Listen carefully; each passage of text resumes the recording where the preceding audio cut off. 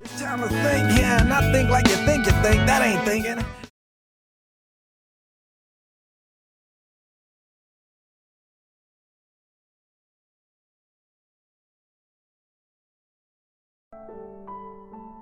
An Austrian professor, Fritz Pohl, he asked me, hey, you're giving talks on HIV.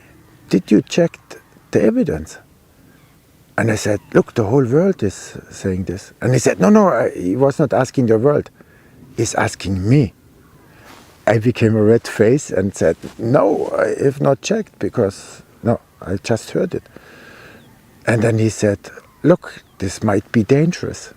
If you scare somebody to death and there is no reason, you contribute to his suffering and even dying or suicide, man.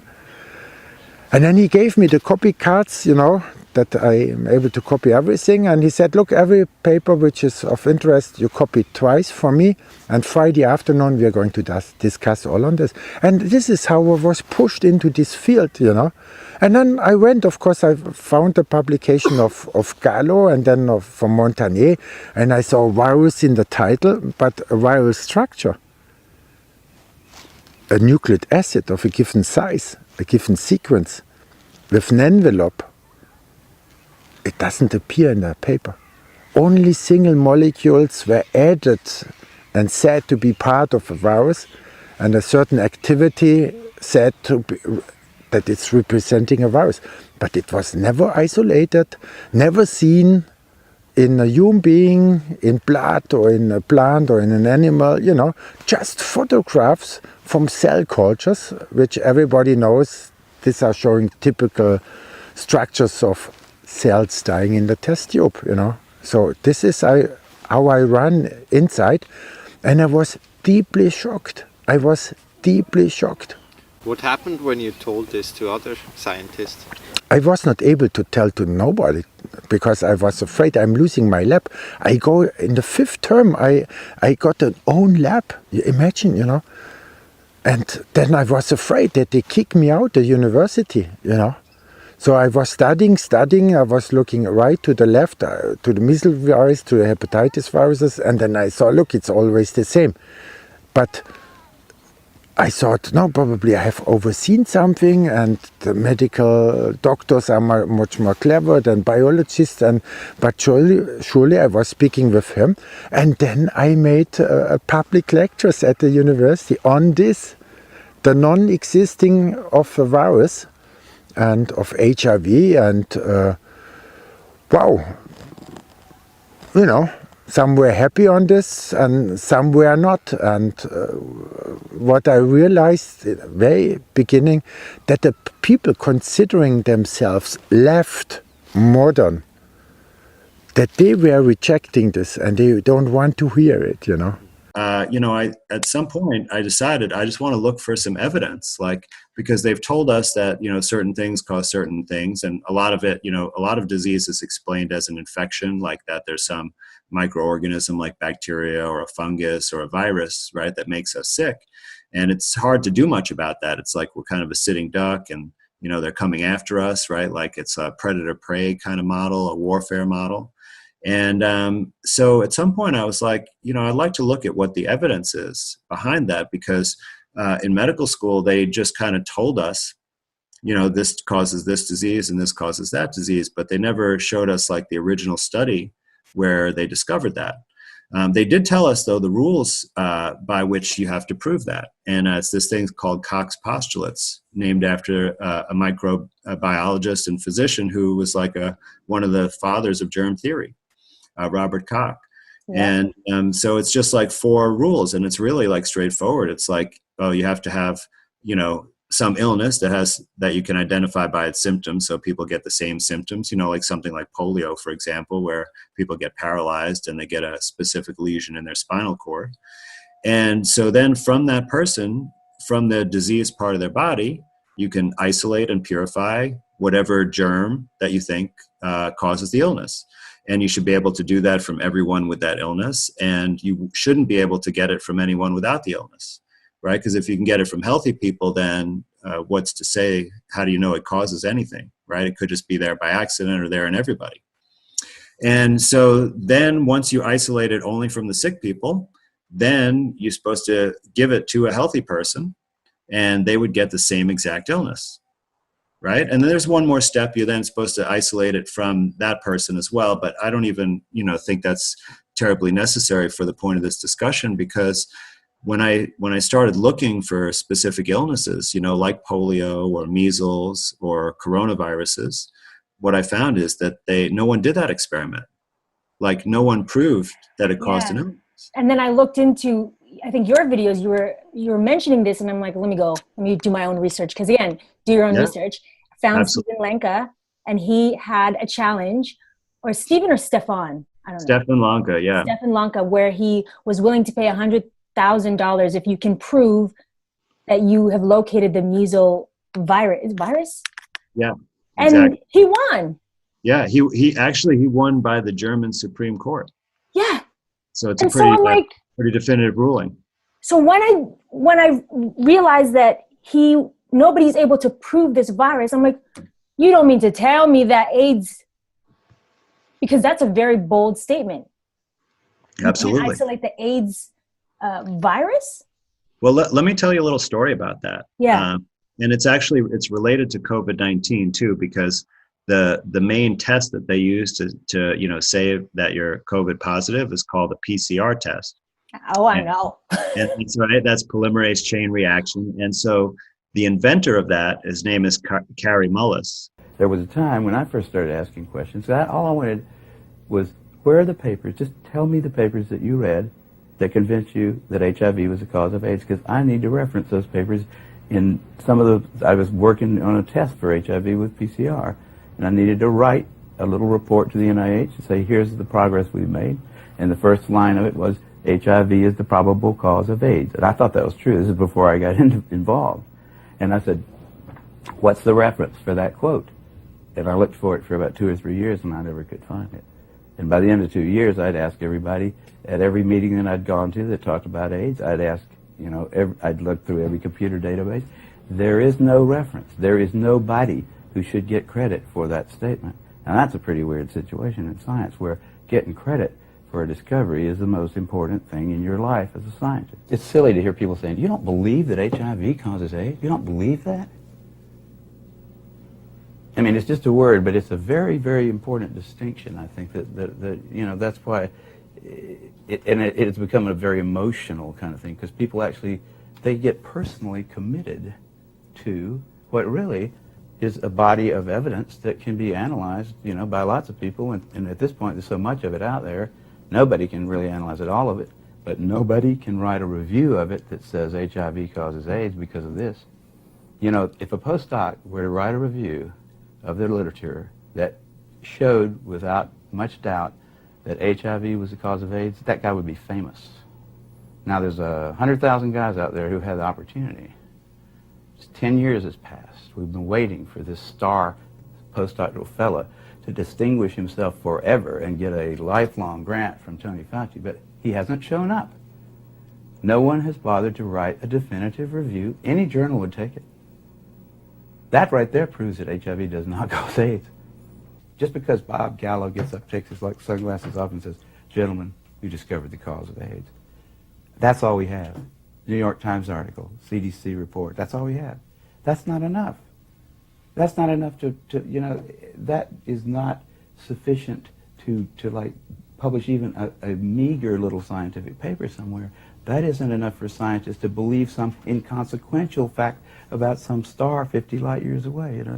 That's certainly not enough to treat at the cost of billions of dollars a year, and at the cost of a lot of lives and anguish, and just destroyed, lives have just been totally ruined by this thing, on the basis of some flimsy little statement made by a guy who's known to be a crook in lots of other ways.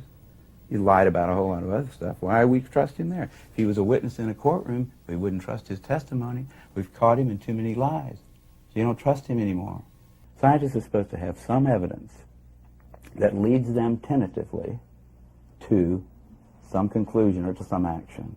They're supposed to be able to show that to other scientists, any interested person, in fact, who's willing to understand what it is that was used as evidence should be able to say, yeah, I agree with that. That makes sense, using rules of inference that we've used since Aristotle.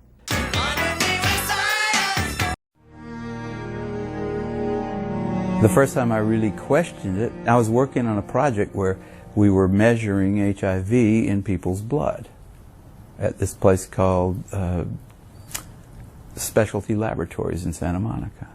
I was just a consultant there. And I came in about 3 days a month, and we were working on that. And at some point, we needed to re-up our grant from the NIH to work on that, and I had to write it. And so the first line of that was, HIV is the probable cause of AIDS. And I wrote that, and then I said, well, I need a paper, some kind of scientific paper, to reference that statement, because when you make a statement like that, that's like a fact. You need to say, here's how come I know that, right? You put a little 1 if it's the first statement you've made, and then you put down at the bottom of the paper you have a 1, and you say, here's a paper by somebody that describes why that statement is true, right? And so I said, well, what's that? I don't know. Let me think about, what is that paper? Who do I go to for that? And I looked around. I asked a couple of virologists at that company, and they said, no, you don't have to reference. I said, I have to reference that because I don't know where that came from. How do I know that? And it turned out that nobody knew it. There wasn't a scientific reference, like a paper that somebody had submitted with like experimental data in it and like logical discussion and said, here's how come we know that HIV is the probable cause of AIDS. There was nothing out there like that. Nothing. Can you talk about your experience when you met Luc Montagnier for the first time and you questioned him about his ability to get a reference for HIV, since he is the one who... By the time I met Luc Montagnier, I had met a lot of AIDS researchers at meetings, and I had always gone up to them. If they talked like they knew about HIV and AIDS, I always went up to them afterwards and I said, where can I find a scientific reference that I can use for my... Remember I said I had a sentence there. It said HIV is the probable cause of AIDS, and I needed to have that backed up by something before I could write it and submit it. And I went around, I asked a whole lot of people. I said, well, I can't find it. At first I looked for it, just in like computer searching kind of stuff like that. But then I said, there's got to be somebody that knows this. So you go to experts and ask them. And so I asked all these people one after the other, and none of them had it. None of them. And I was getting really freaked about that. That's when I first started saying, they don't know. Nobody really knows. This whole thing is a big sham. It's ridiculous. But then finally Montagnier came to there was a special little seminar down in San Diego where an old friend of Robert Gallo's, Flossie Wong-Stahl, was opening up the Department of AIDS Research down at San Diego. They had lots of money involved, federal money, and they had Montagnier come there and give a talk. And after that, they had a little wine and cheese thing, and I went over to Montagnier afterwards, and I said, Dr. Montagnier, I can't find a reference. I can't find a reference to go with the statement, HIV is the probable cause of AIDS. I'm sure you can help me. And he knew that he probably should be able to help me. And he said, well, why don't you quote this new work, and by new he meant like something that came out this year, right? This new work about a virus that can kill monkeys. Or I think it was not monkeys, it was like something related to monkeys, some kind of a baby, a little ape. And I had read that and I said it was like supposedly going to be a model system for studying AIDS, that somebody had figured out some kind of retrovirus that passing it back and forth between various mammals, they could finally put it into chimpanzees and kill them. And it killed them in about a week, and it didn't kill them in any... There was nothing like AIDS there, It doesn't kill you in a week. This is totally ridiculous. None of the symptoms were the same. And I said, well, I read that paper, and I didn't see any connection between that and AIDS, and I don't think that would be a real... I wouldn't want to use that as a reference. And I don't remember exactly what he said, but I know he walked away. Oh, No, before he told me about that paper, he said, why don't you use the NIH, like the CDC report? And I said, well, I looked at that, and that was not a scientific paper. And then he said, what about this other thing, this like paper that had just come out about a month before, and a lot of fanfare associated with that paper, but it was total crap. It was like, yeah, if you got $2 million, you can figure out how to kill a primate with a retrovirus. So what? Doesn't have anything to do with AIDS. It didn't look like AIDS. It didn't smell like AIDS. It wasn't AIDS. It was just like, got a retrovirus that can kill a chimpanzee. So what? So I didn't get any more out of him. He walked away after that. And the people standing around, by the way, who were his colleagues there, looked at him like they were thinking he should come up with a better answer than that. But he couldn't, and he just turned around and walked away.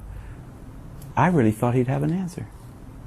I really did. I mean, that was my last, I was right at the edge of my faith in the system, but I thought Montagnier will know why he thinks HIV causes it, and he'll tell me. He'll say, because of this study. You know, but he didn't have that. None of those guys have that, and that's why they're so weird, you know. That's why they don't want dissent. They don't want people like me walking up and asking them those kind of questions, and they're willing to like go to great lengths to prevent that. They're out on a limb.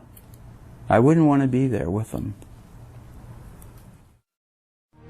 I had to go to two professors who had to check if I worthwhile to get this scholarship. The one was a famous biologist at the University of Freiburg. He completely freaked out when he heard, oh, there's he freaked out in a positive manner. Oh, there's a stable virus-host relationship. And I'm a plant physiologist. How great. How could you please stay this night and I'll pay you another ticket, a hotel, ask your professor if you may stay. And it's so interesting. So, and the second professor was a sociologist, you know, of Geisteswissenschaften, you know. And I had to go to him, and he was the director then at this highly elite school, Schloss Salem. He was then the director, Mr. Büble, you know. And then you go there, you have 20 minutes time, and then you have to start the conversation on your own, you know, and it's just 20 minutes. After 10 minutes, he threw me out. He went crazy, but because of anger and madness, you know. And I said, look, I established a stable virus-host relationship, and for the first time in the history of virology, we can study viruses. What they are doing, because this one is not killing its host cell. And I mean, that's the sensation. Finally, we can learn something. And in the same time, because a virus is a genetic element, we can really do basic molecular genetics. But I said, I'm all aware that one should do everything which is possible to believe you are able to manipulate life. All the saying of Erwin Chargaff, you know. He immediately knew to whom I refer to, and he jumped and he said, look, this is this old dirty man, he's just jealous not receiving the Nobel Prize, and those dirty old men prevent the development and the evolution of molecular biology. Out, get out. So 7 minutes I was out. But what happened, my professor, which was then the president of this Studienstiftung, you know, and he could not vote against him because he had such a big name and standing. So I was refused this scholarship, and I was sad at this moment because, you know, but then I realized later I have to be happy for this, because then I have to justify my research. This is better than the other. This is a virus and blah, blah, blah. And I could not open my eyes for other things. And I could not dedicate my life, you know, giving talks all over the world. At this time I traveled all over the world, you know, educating the people, or informing them what's going on, and please not committing suicide, you know, by fear, by medication, and really jumping down the house, because, you know, I experienced this. And so this is what Chargaff's input was, to prevent me being absorbed by the system, being bored. And the other thing, he opened for me the spiritual dimension in biology. And that's all about life. This I learned through Hammer later, that what we are, it's a materialization of life, a consciousness behind everything. Because we behave insanely because we feel lost. Because we feel alienated from the universe. And therefore we are attacking the universe. We feel that we have to indulge in the conquest of nature, the conquest of space. That we have to beat everything into submission. And this is because we don't realize that we are sons of God, or if you want to say, true children of nature. Yeah, thanks. Yeah, it's been an interesting journey. So, you know, in my career, I've done a lot of different things related to medicine. I've done research in the pharmaceutical industry. I've done computer modeling. I've done molecular biology research. I've done public health research. I was a physician assistant in working in cancer medicine.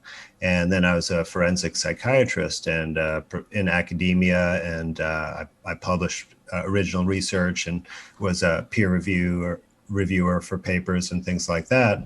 And over the years, I came to understand the shortcomings of modern Western allopathic medicine. That in fact, I observed first, you know, from my own experience with my patients in response to psychiatric medications.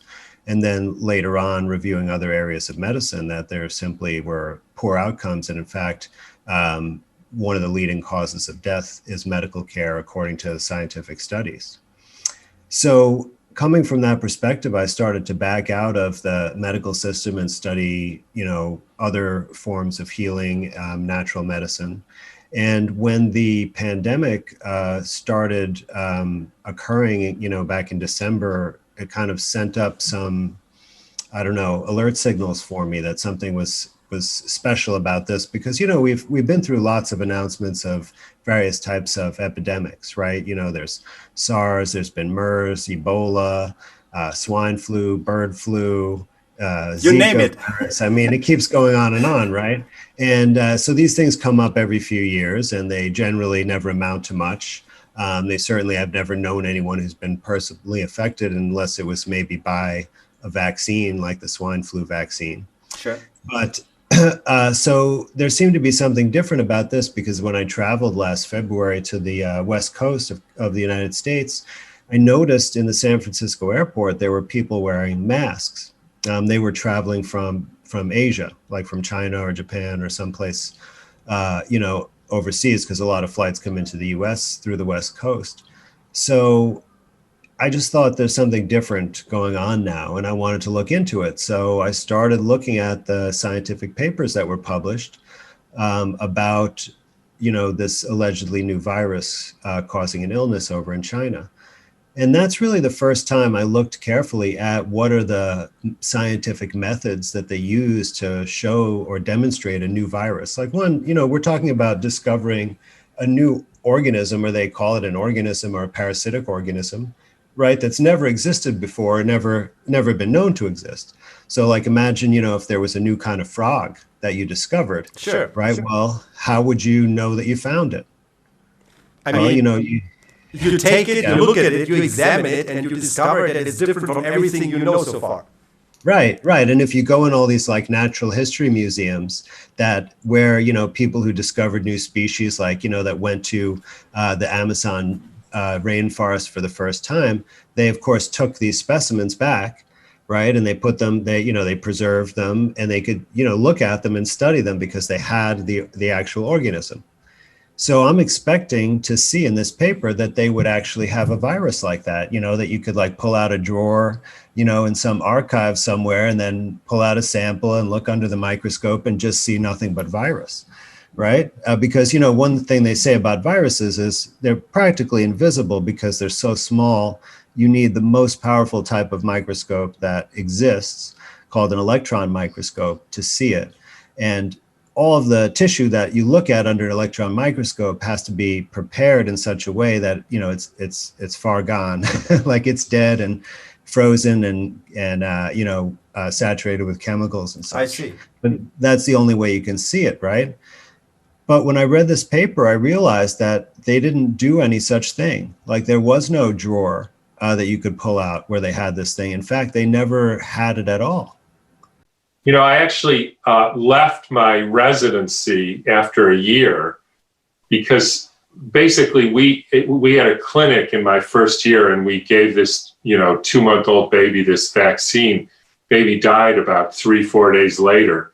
Wow. And basically they lied about it. You know, they said it had nothing to do with it. The other thing that happened, which I didn't know about this, I didn't know this part, but we didn't report it to VAERS, which is illegal. You have to report an adverse event. But it's very common not to report it. Yeah, I mean, and they almost never do. In fact, most doctors, who give vaccines, if you ask them, how do you report an adverse event, they actually wouldn't know. They don't even know there's a way to report it. But for me, it was a firsthand experience of A, lying to the patients, and B, illegally not reporting an event that clearly was related. Right. And that made me realize, I mean, I already knew that I didn't, it's like I said, I gave probably 5 tetanus shots in 40 years of practice. Yeah. And by the way, I regret every one of those. Yeah. I grew up in a family of my father and grandfather were dentists. A lot of their friends were doctors, and I didn't like it and didn't want anything to do with it. So I tried to figure out what else to do, and I joined the Peace Corps and heard about the work of Weston Price and Rudolf Steiner.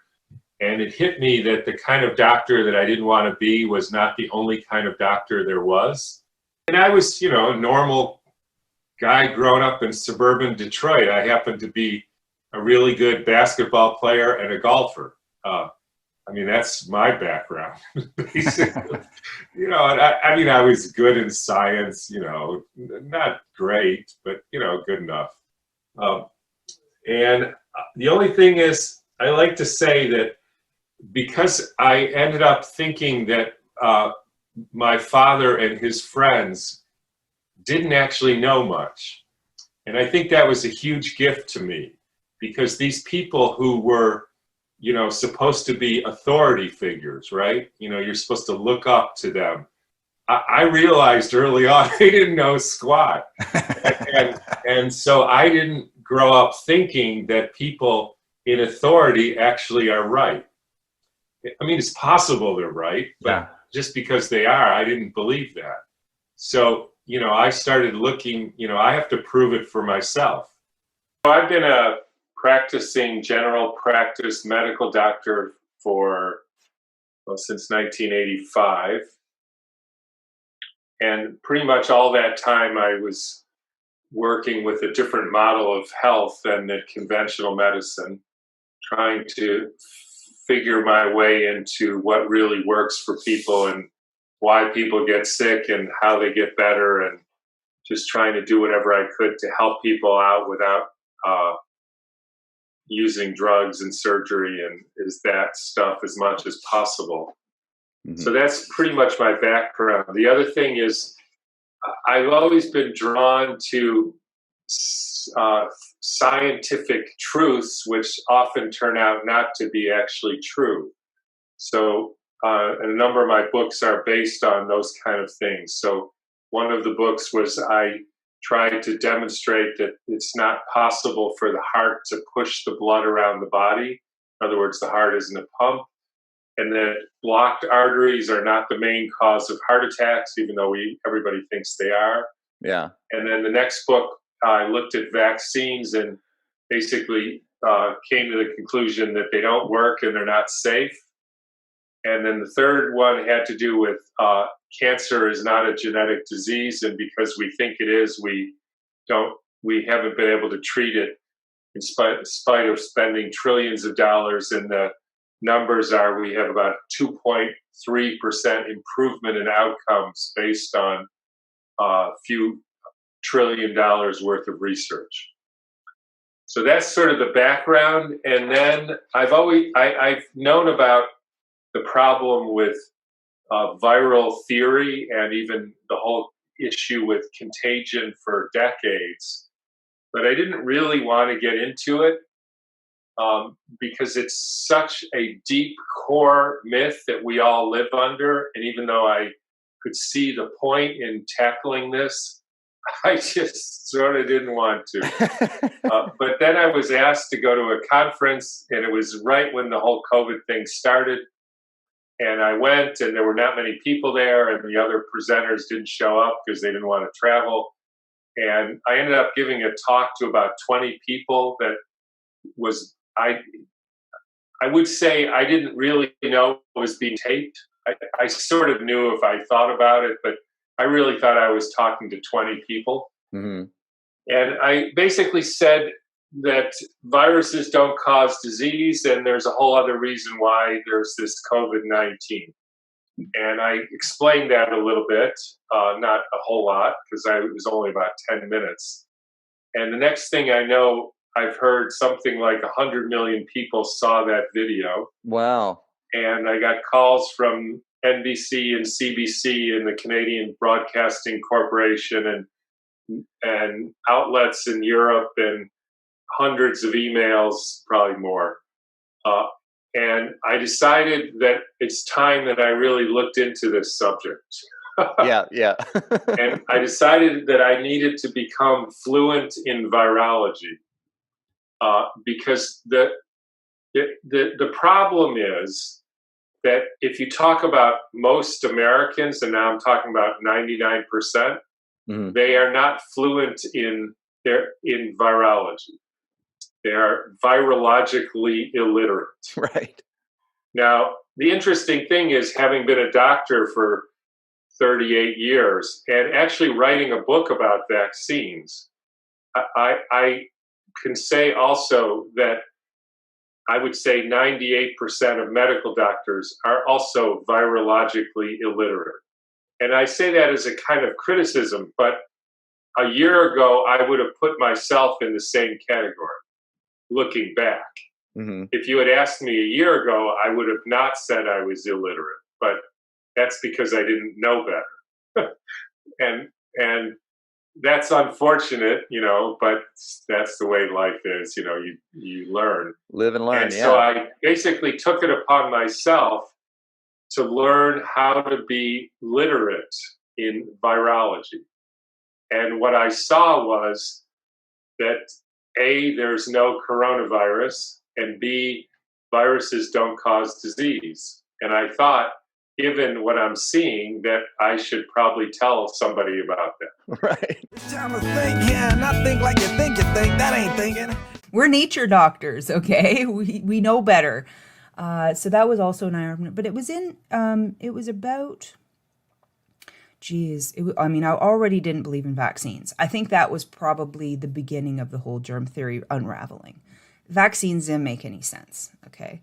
And I was always studying and always learning about why they're fraudulent, the history of them, and that sort of thing. And so I think I easily got to terrain theory through a few areas. One, vaccines are bunk, garbage science, don't hold any water. Two, terrain is everything, and we know this in holistic medicine. We always treat the terrain, and everything else clears up on its own. You don't go after the individual things. You don't go killing and manipulating the end result. You actually go for the root cause, and you support that, and you add the nutrition, and you detox the body, and then everything else will sort itself out.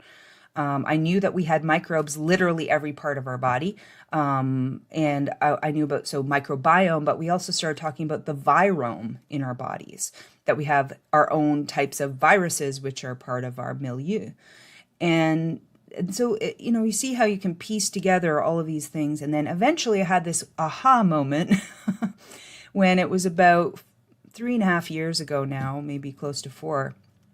And I remember I was working with a friend of mine, and I said, this virus thing, I don't know. I think I'm going to start researching that a little deeper. There's something wrong here. I don't really, I never liked saying it. I never believe it. There's something off about it. And chickenpox parties and all these things that are supposed to be contagious. And I'd had some exposures to people who had things that I probably should have gotten if it was, and it didn't make sense. And so really it was just, all of these little tendrils that had come together where I went, you know what, I'm going to research that next because I got to look into it. If I'm responsibly doing videos and presenting information now, I better do my due diligence on all of these different topics and figure it out so I'm not misleading people, because I felt like every time I was talking about anything related to killing a virus, like taking an herb or a supplement to kill a virus, it didn't sit right with me. It didn't sit right in my intuition, and it definitely didn't sit right in the knowledge that I had gained so far.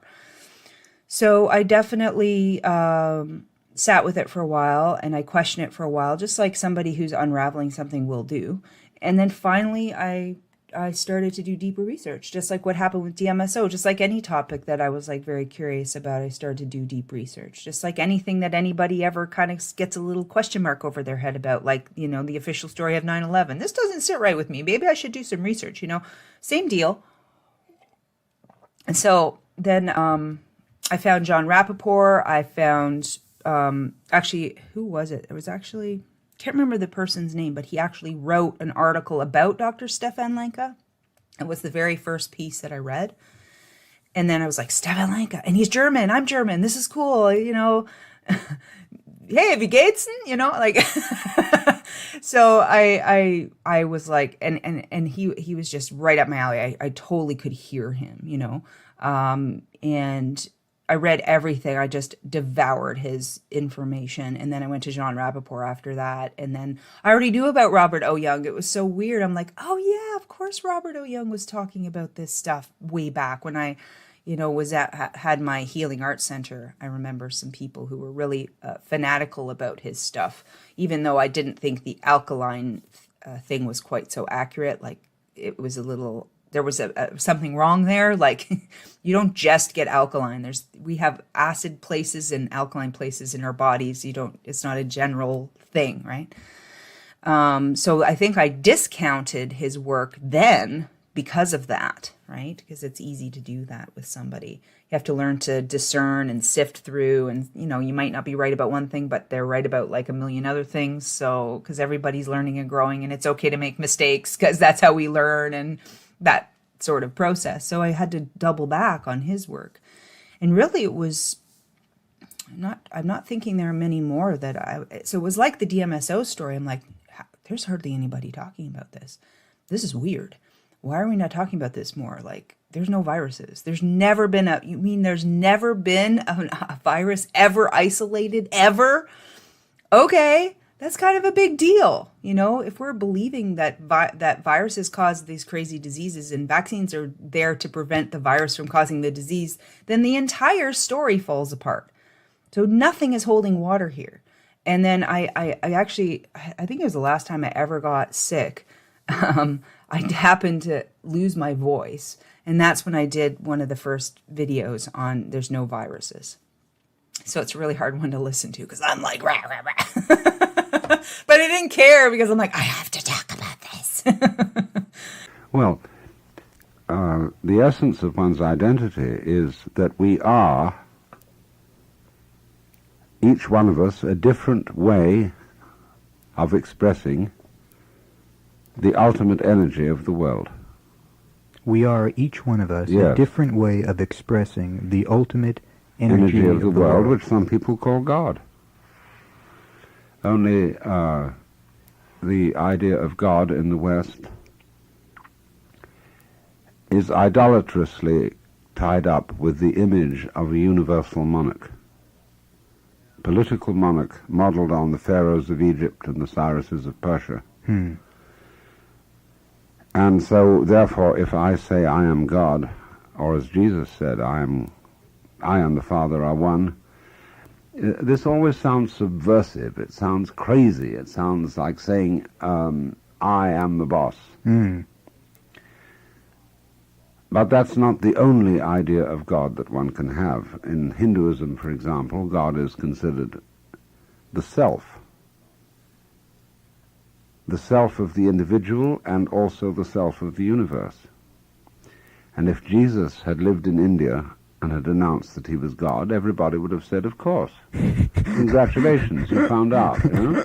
And but in Palestine, where they had this monarchical conception of God, he was regarded as a subversive revolutionary and had to be crucified because he said that. And nowadays, I mean, if you are born in the Bible Belt of the United States and you suddenly announce that you're God, because you had an experience of cosmic consciousness, they put you in the booby hatch. Yes, you're quite correct. It did take 10 years, 10 years of research for the two of us. So a lot of work went into the book. We didn't intend it to be that way, and we didn't set out to rubbish the medical establishment. It's just that some anomalies had come up in our personal lives, mine in particular, with friends and family being diagnosed with various cancers over the years prior to writing the book, and they all went down the official medical route with what they were being prescribed to do with the normal treatments and things, and they all died, unfortunately, which is apart from one relative. I'm talking about 6 different people here, close family and relatives. But one relative, an elderly lady, didn't take the prescribed treatments, although she'd been diagnosed with cancer in the same sort of geographical area. And she survived fine. She'd have nothing to do with the medical establishment, and she was fine. And after a year or so, because they kept testing her, they were able to tell her that her cancer had completely disappeared.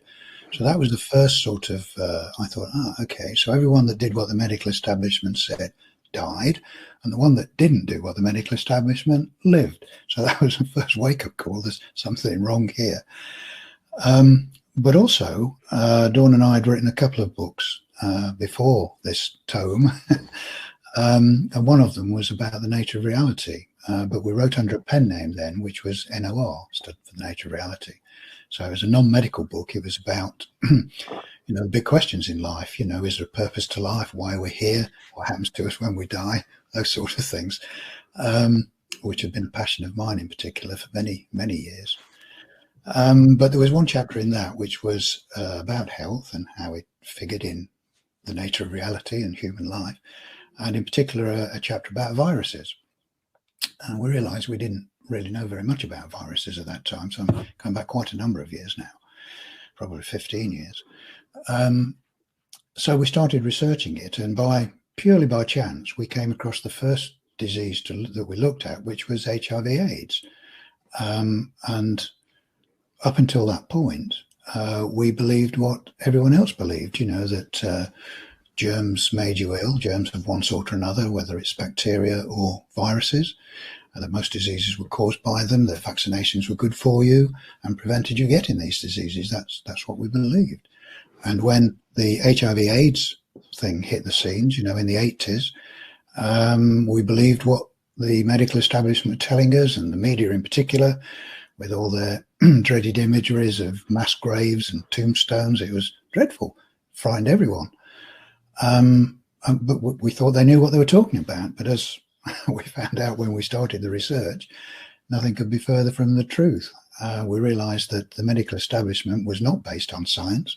It was based on assumptions and dogma, and that none of the things that we thought we had been told about disease was all wrong. Hence the title of the book. We sort of titled it in the way we started, that we wanted to know then what really did make you ill and why everything we thought we knew about disease was wrong, because that's what we were finding out.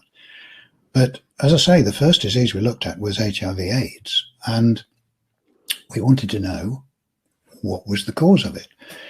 But it didn't take too long and not too much research, although we spent quite a lot of time on it, which we detail in the book. We realized that there was no virus that was the cause of it. There was nothing proven. There were no scientific papers to show that a virus was the cause. And we sort of read the reports from other sort of luminaries like Kary Mullis, who was around at the time and was very vocal about it. And he also looked for any scientific papers. and realized, like us, there weren't any. So again, we thought, this is very strange. Why are there no scientific papers to show that this virus has been isolated and fully categorized and proven to cause the disease? They should be there, and they weren't.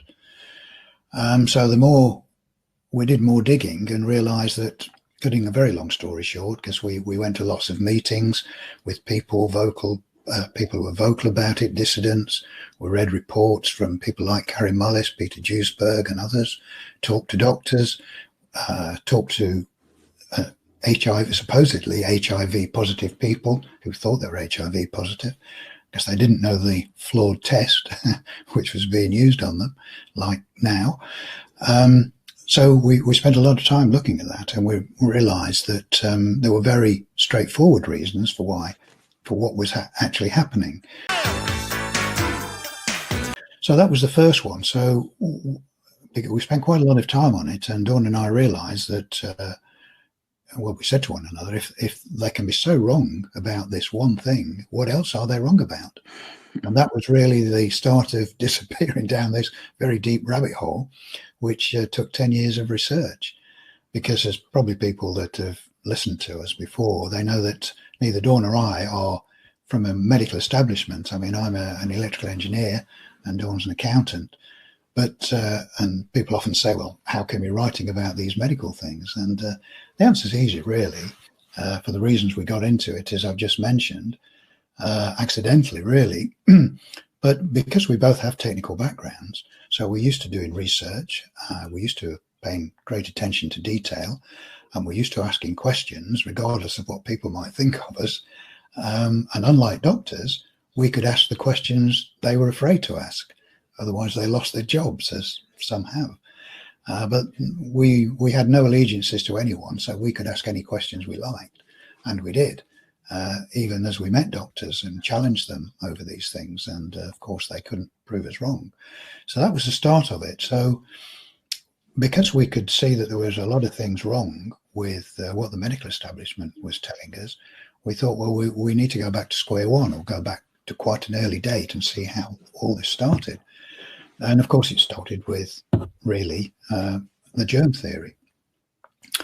And so we're going back about 150 years-ish. And the sort of person most sort of known for the germ theory is sort of Louis Pasteur, although he wasn't really the first, but it seems to get attributed to him. He had the most to say about it and developed it. But I mean, he was a chemist. He wasn't a doctor. He wasn't even a proper scientist. And as later years have shown, he was somewhat of a fraud. Much of what he wrote and claimed has proved to be untrue. But the world is still suffering from it. And other scientists around at the time knew there were great problems with what Louis Pasteur was saying, but he'd got the ear of some very influential people in France. And so they sort of, the usual thing is they ignore the truth and just go with what's suitable for the regime at the time. And of course, we had then a growing, the start of what has now become the pharmaceutical industry. So wherever you'd got something that you could kill, supposedly, germs of one sort or another, either bacteria or, as they later came to be known in the 1930s, viruses.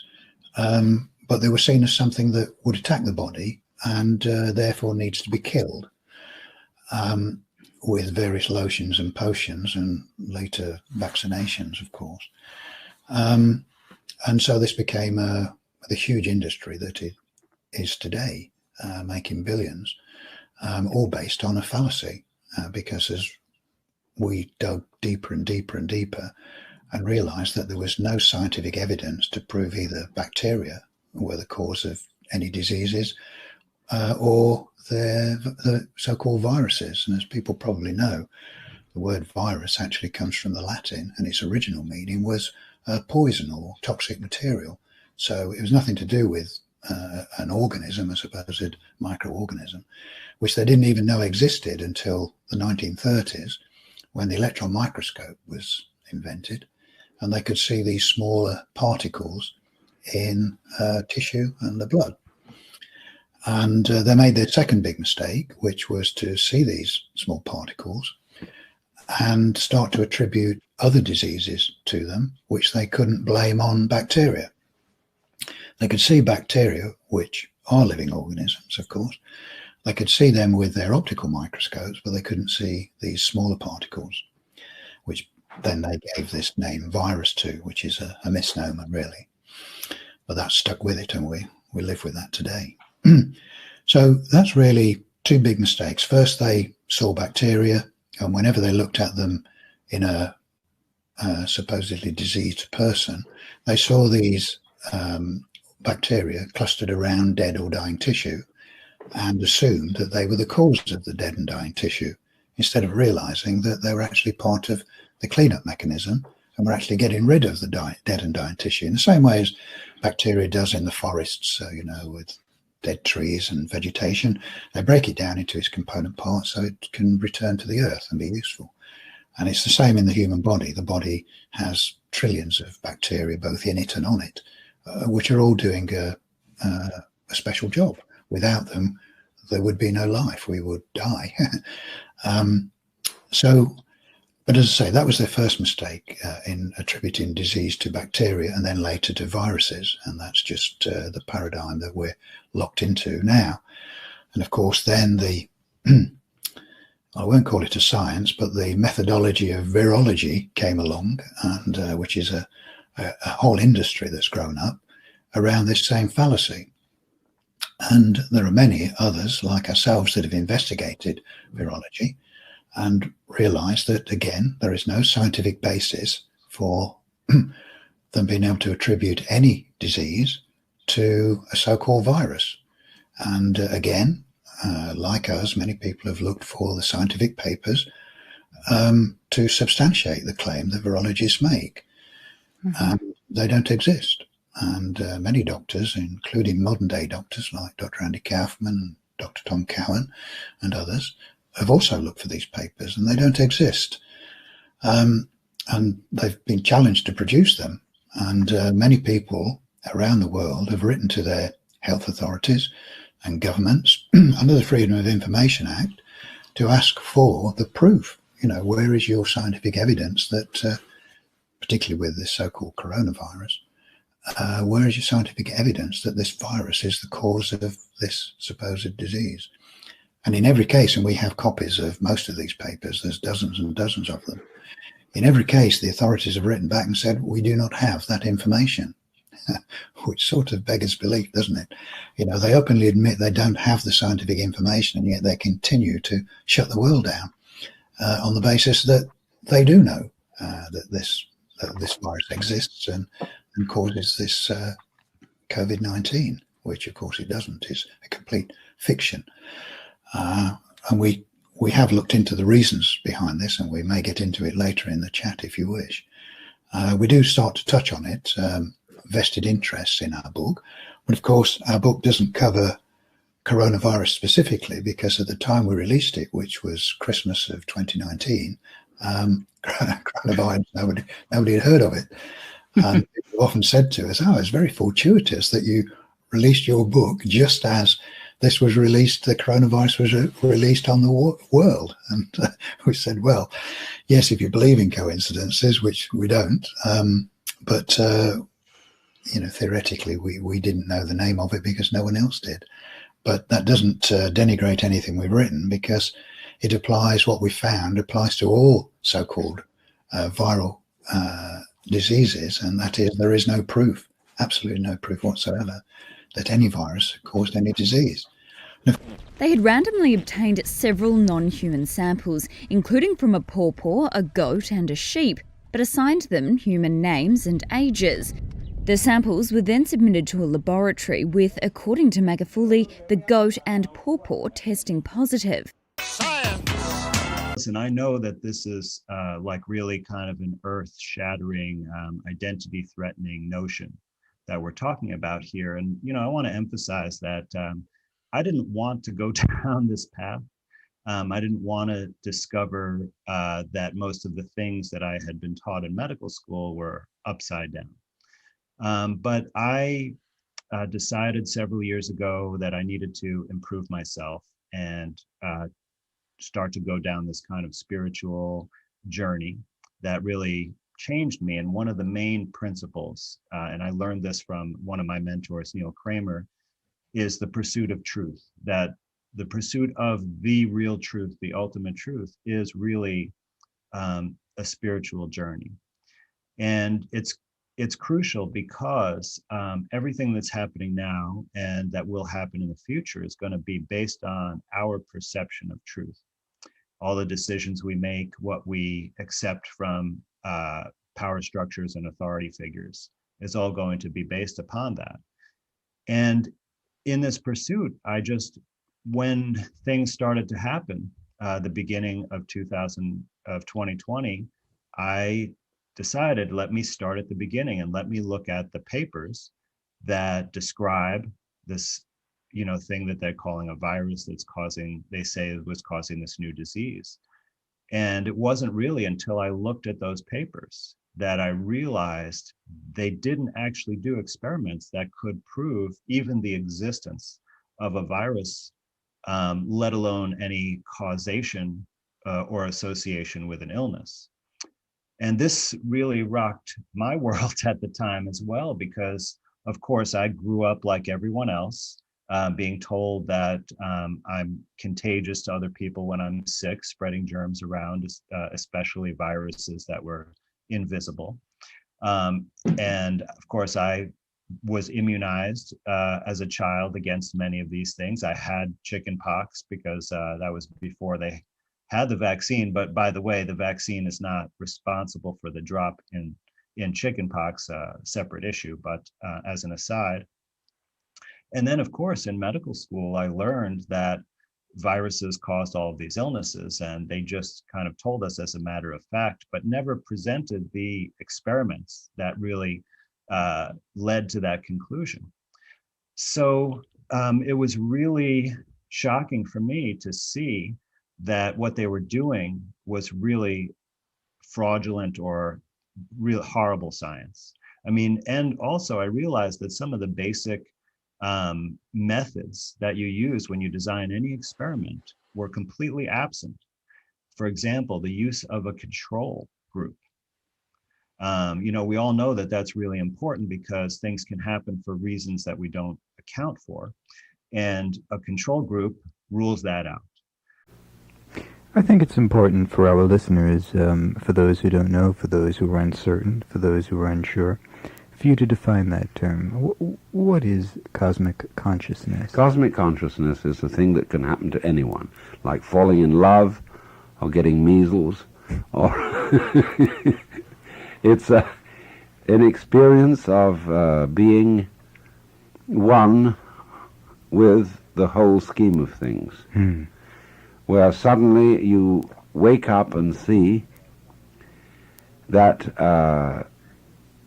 for always and always and always you are one with this universe, and that the whole system of the universe, despite all its troubles, is fundamentally harmonious.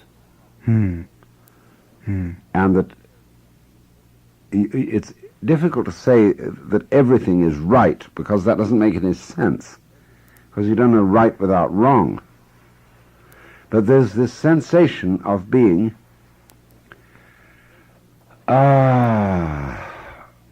it's called ineffable, that is to say, unspeakable. And the task of a poet and a philosopher such as myself is to F the ineffable, to say what can't be said, which is what I'm trying to do. I'm trying to express what it's like to have cosmic consciousness.